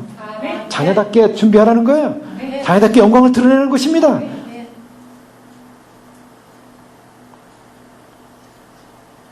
기독교적 이원론, 기독교적 이론은 빛과 어둠, 진리와 거짓, 빛은 진리요, 어둠은 거짓이요. 지금 이 싸움을 계속하고 있는 거예요. 이 지금 유대인들과 함께 예수님은 내가 빛이고, 내가 진리고, 내가 빛이니 나를 믿어야 된다. 그러면 자유케 될 것이다. 이들은 내가 자유한데 무슨 나 자유를 달라고 자유를 준다고 하느냐? 우리는 아브라함 자손이 아니다. 너는 아브라함 자손이다. 나를 죽이려고 하고 있지 않냐? 나를 반대하고 있지 않느냐? 나를 귀신이라고도 하고, 사마리아 사람이라고도 하고, 우리는 음란에 대해서 나지 않았다. 이게 무슨 말입니까? 예수님은 사생아로 보고 있었어요. 당시에도. 또 우리는 아브라함 자손이기 때문에 또 우리는 당연히 구원받을 백성이다. 아니다. 아브라함은 나의 때를 보고서 즐거워했다. 근데 50도 안 됐는데 어떻게 네가 아브라함보다 앞선 자냐? 아브라함을 네가 봤느냐? 아브라함이 날 봤지. 아브라함이 날 봤다라고 했는데 유대인들은 뭐냐면 네가 아브라함을 봤냐? 이렇게 질문해요. 말귀를 못 알아듣고 있어요. 지금 전혀. 그랬더니 예수님께서 아브라함이 나기 전부터 내가 있느니라. 이렇게 선언하셨어요. 너희가 나를 죄로 책잡겠느냐? 나를 책잡을 수 없다. 라고 선언하시고 주님 말씀하셨어요. 자, 주님께서는요, 주님의 본질적 관심이 어딨냐면 하나님의 영광이 있었어요. 나는 나의 영광이 아니라 하나님의 영광을 구한다. 50절 보면 나는 내 영광을 구하지 아니하나 구하고 판단하시는 이가 계시니라. 주님께서 하나님의 영광을 구하는 것. 사단은 세상 사람들은 자기 영광을 구하지만 주님은 하나님의 영광을 구하면서 가고 있었어요.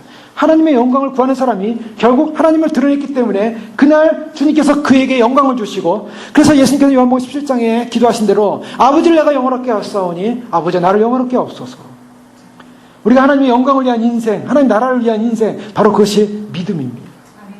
그러면서 58절에 주님 뭐라고 하냐면 내가 진실로 너에게 이르니 아브라함이 나기 전부터 내가 있느니라. 에고 에이미, 내가 존재하고 있다. 자, 12절에 나는 세상의 빛이다 라고 했을 때 나는 세상의 빛이다. 그래서 에고 에이미인데 빛이라는 이 서술형이 붙었다 그랬죠. 나는 빛이다. 나는 이다. 나는 그다. 내가 있느니라. 주님은 자신을 증언하고 있어요. 계속으로 자신을 증언하고 있어요. 그 때문에 나를 좀 알아다오. 나를 아는 것이 중요한 것이다. 세상을 지배하는 거짓 세력과 공모하지 말고, 침묵하지 말고, 세상 속에 있지 말고, 그리고 나를 모른다라고 하지 말고. 여러분, 불가지론자들, 모르겠다. 주님이 오시는 거 말면 많은 거 난 내 할 일 해야지. 불가지론은요, 세상과 짝하는 거예요. 많은 사람들이요, 마지막 종말적 그런 긴장 속에 우리가 믿음으로 가야 된다 그러면요, 골치 아파지거든요, 점점. 자기를 비워야 되고, 뭐라 해야 되고, 어떻게 해야 되나, 괜히 또 이렇게 하면서, 여러 가지 자기 생각을 해요. 그러면서 하는 것은, 모르겠다. 이것도 인정하고, 나는 내 길 간다. 자, 이것은요, 결국 세상을 지배하는 거짓 세력에 공부하겠다는 거예요. 자, 불가지론이라는 것은 없어요. 주님은 분명히 알라라고 말하고 있어요. 알라. 하나님을 알고, 말씀을 알라. 그래서 언약의 본질을 이해하고 우리가 가야 될 방향을 이해하고 믿음을 이해하고 우리의 안전의 신실성은 우리에게 있지 않고 바로 하나님에게 있다는 사실을 인정하고 믿음으로 알고 가라. 이 어둠 가운데서 주님은요, 그와 같은 것을 외쳤는데 내가 그니라, 내가 아브라함이 있기 전부터 있느니라. 그러니까 59절에 뭐랍니까? 그들이 돌을 들어 치려 하거늘 예수께서 숨어 성전에 나가시니라. 예수님께서 초막절 7장의 초막절에 올라갈 때 예수님께서 어떻게 올라가셨습니까? 떳떳하게 올라가시지 않으셨어요. 왜냐하면 그들이 죽이려고 하니까 예수님이 먼저 동생들 먼저 보내고 먼저 몰래 가셨다가 초막절 중간에 나타나서 성전에서 외치셨습니다. 자, 그런데요, 이제 이 성전을 떠나는 입장에서 예수님이 어떻게 나가십니까? 숨어 성전에 나가시죠. 예수님이 무서워서 숨어 성전에 나가신 건 아니에요. 자, 여기서 잘 의미를 파악하시면 숨었다라는 이 의미가 무엇인 것 같습니까? 숨었다라는 이 의미, 하나님께서 구원을 베푸시고 영광을 베푸시고 그들에게 주권적인 인자와 사랑을 베푸셔야 될 그분이 주님께서 그들에게 모든 하나님의 의를 드러내지 않으시고 결국 그들을 거절하셨다는 것입니다. 숨었다. 여러분, 어떤 사람에게는 하나님이 자신을 드러내지 않아요. 하나님이 나한테, 주님이 나한테 나타나서 나를 괴롭게 안 하니 난 참 좋다. 저주받고 버림받은 사람입니다. 주님이 나타나셔서, 주님이 말씀하셔서 주님과 대화해야 돼요. 주님과 교제해야 돼요. 근데 주님이 떠나셨어요. 주님이 떠나신 인생, 떠난 그룹, 거기서는 더 이상 소망이 없습니다. 초막절의 상황은 주님께서 초막절 성전에 올라오셔서 성전에서 나는 빛이고 나는 생수의 강이고 외치시고 나가 바로 그다라고 외치신 바로 그 결과는 그들이 돌을 들어 치려 했어요.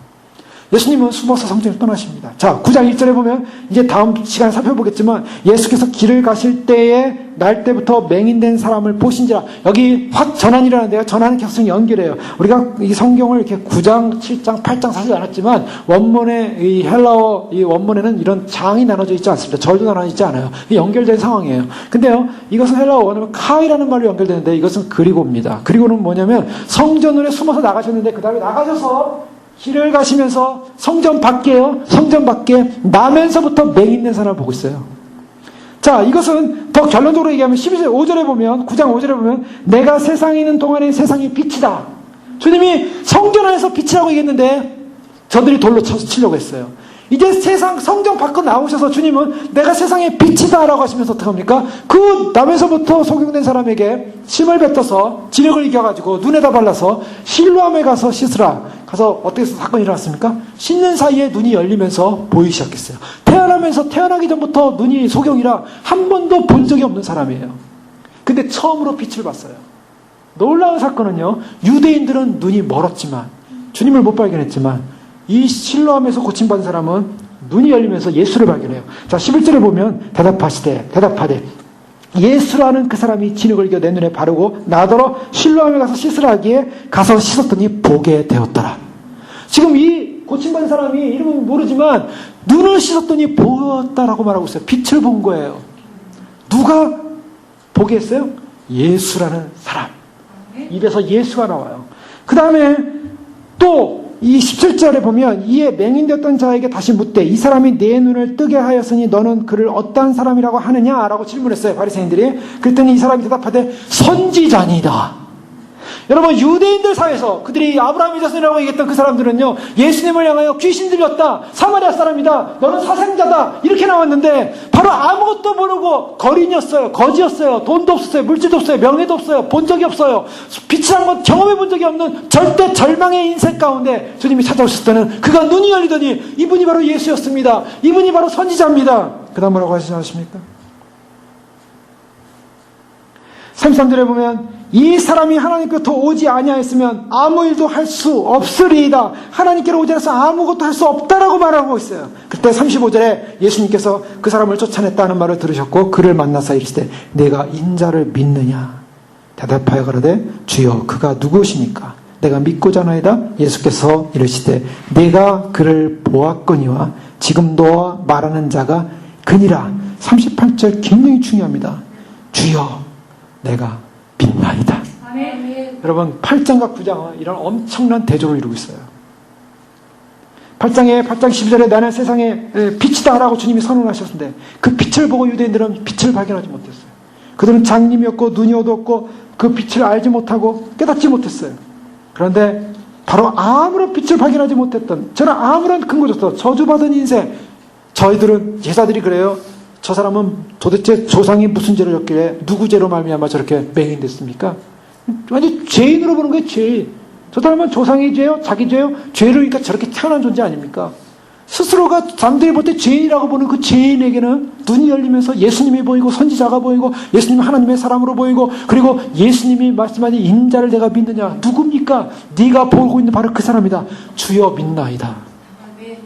그들에게 그렇게 믿으라고 했고, 인자를 믿으라고 했고, 내가 그라고 믿으라고 했고, 그렇게 믿으라고 함에도 불구하고 그들은 믿지 못했어요. 말씀을 인식하지 못했어요. 빛을 인식하지 못했어요. 그런데요, 완전히 소경이었던 절망된 사람은 빛을 인식했어요. 무엇을 말합니까? 우리가 진정으로 우리의 구세주로는 예수 그리스도를 만나고 볼 수 있는 방법은요, 자기가 없는 사람이에요. 자기가 죄인이라고 인식하는 사람이에요. 자기는 자기 안에 저기서 어떠한 희망적 근거도 없다고 고백하는 사람이에요. 그렇기 때문에 주님의 절대적인 은혜를 받을 수가 있는 거죠. 절대적인 하나님의 은혜, 주님의 주권적 은혜입니다. 주님은요, 바로 그 언약 백성이라고 하는 것은 뭐냐? 언약 백성이라는 것은 하나님의 절대 주권적 은혜를 인식할 수 있는 백성이 언약 백성이에요. 아멘. 여러분, 이것은 굉장히 중요한 것입니다. 그것이 바로 빛에 관한 사람입니다. 데살로니가전서 말씀해 보면 마지막 때 빛의 사람에 관해서 언급하고 있습니다. 데살로니가전서 5장에 보면 형제들아, 때와 시기에 관하여는 너에게 쓸 것이 없으면 주의 날이 밤에 도둑같이 이룰 줄 너희가 자세히 알기 때문이라. 그들이 평안하다 안전하다 할 그때 임신한 여자에게 해산의 고통이 이른과 같이 멸망이 갑자기 그들에게 이르니 결코 피하지 못하리라. 형제들아, 너희는 어둠에 있지 아니하며 그날이 도둑같이 너에게 임하지 못하리니 너희는 다 빛의 아들이요 낮의 아들이라. 우리가 밤이라 어둠에 속하지 아니하나니 그러므로 우리는 다른 이들과 같이 자지 말고 오직 깨어 정신을 차리지라. 자는 자들에겐 밤에 자고 취하는 자들은 밤에 취하되 우리는 낮에 속하였으니 정신을 차리고 믿음과 사랑의 호신경을 붙이고 구원의 소망을 투구를 쓰자. 하나님이 우리를 도와 세우심은 노하심에 이르게 하심이 아니요 오직 우리 주 예수 그리스도로 말미암아 구원을 받게 하심이라. 빛의 자녀들, 빛을 본 사람만이 깨어있고 빛을 본 사람이 잠들지 않고 빛을 본 사람들이 정신을 차리고 빛을 본 사람들이 믿음과 사랑의 호신경을 붙이고 구원의 소망을 두고 주님 오실 날 주님을 맞이하게 될 줄 믿습니다. 바로 그 빛으로 오신 예수 그리스도, 바로 그 빛 가운데 나는 세상의 빛이라. 산 위에 있는 동네가 숨겨지지 못할 것이라. 주님을 전적으로 받아들이고 인식하고 그리고 주님을 인정할 때 빛의 승리자여 어둠을 이기고 우리 가운데 오신 바로 그분, 바로 주님 안에서 우리가 주님 오실 때까지 숨기우지 않고 빛을 비추고 깨어 준비하여 오시는 주님을 맞이하는 저여러분 되시는 그런 믿음의 승자들 되시길 주여로 축원합니다. 기도하겠습니다. 이 시간 기도할 때 그렇습니다. 우리는 참으로 유대 전통 속에 있었던 유대인들, 저들이 정말 자기를 버리지 못하고 저들은 거짓에 속았고 저들의 아비는 거짓이라. 저들은 진리를 인정하지 못하고 있고 진리를 깨닫지 못하고 있고 저들은 진정으로 주님을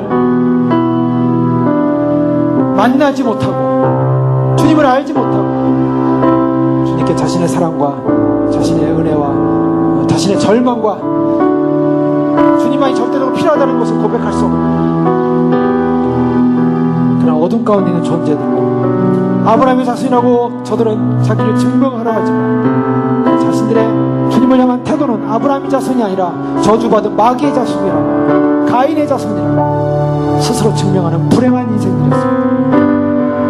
오늘 많은 사람들이 주님을 안다고 하고 주님을 믿는다고 하지만 주님을 눈앞에 보고 있다고 하지만 그러나 주님의 영광스러운 그 약속, 바로 주님이 다시 오시는 주님, 내가 그니라, 나는 알파 오메가요, 내가 그로서 다시 와서 너희를 영광스러운 의의 나라로 생명의 나라로 인도하길 원한다. 내가 그니라, 나를 영접하라, 나를 받아들이라, 나를 기대하라, 나를 소망하라. 아브라함이 가졌던 그 소망처럼 너희도 그날을 소망하며 기대하라.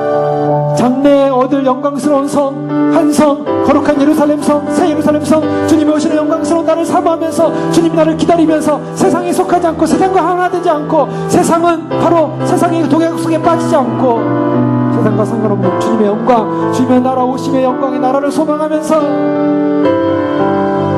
믿으라, 나를 믿으라 말씀하시는 주의 음성 앞에 우리가 반응하며 기뻐하며, 주님 우리는 절망입니다.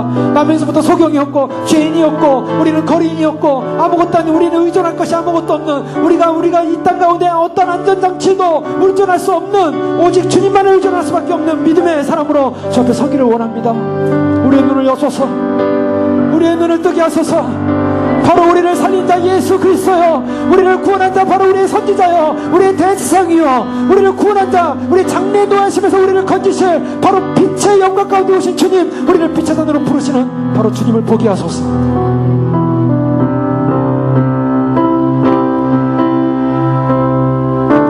주님, 이 빛은 산 위에, 등경 위에 두어서 빛이라고 말씀하고 계시오니, 저희가 주님 오시는 시간까지 어둠을 가르며 아버지 마지막까지 복음을 증거하며 주 오심을 증거하며 마지막 우리에게 맡겨진 사명을 감당하며, 우리는 전적으로 주님 한 분만을 신뢰하며 믿음으로 달려가 언약의 축복, 영광의 축복, 새 언약의 축복, 주님 주시는 주님 나라에서 함께 새 포도주를 마시며 주님과 함께 기뻐할 그 언약의 축복의 영광을 누리는 귀한 믿음의 신부들로서 교회로서 승리할 수 있도록 축복하여 주시옵소서. 함께 기도하시겠습니다. 할렐루야. 아버지 하나님 감사합니다. 저를 불러주시고 인도하신 하나님의 거룩한 사랑을 은혜 감사하면서, 아버지 하나님 참으로 저희가 참으로 주님 이 땅 가운데 참으로 어둠이 있지 않게 하시고 빛의 영광 가운데 서게 하시니 감사합니다. 그 빛의 진리 가운데 서게 하시니 감사합니다. 빛의 권의 영광 가운데 설 수 있는 은혜와 은총을 주시니 감사합니다.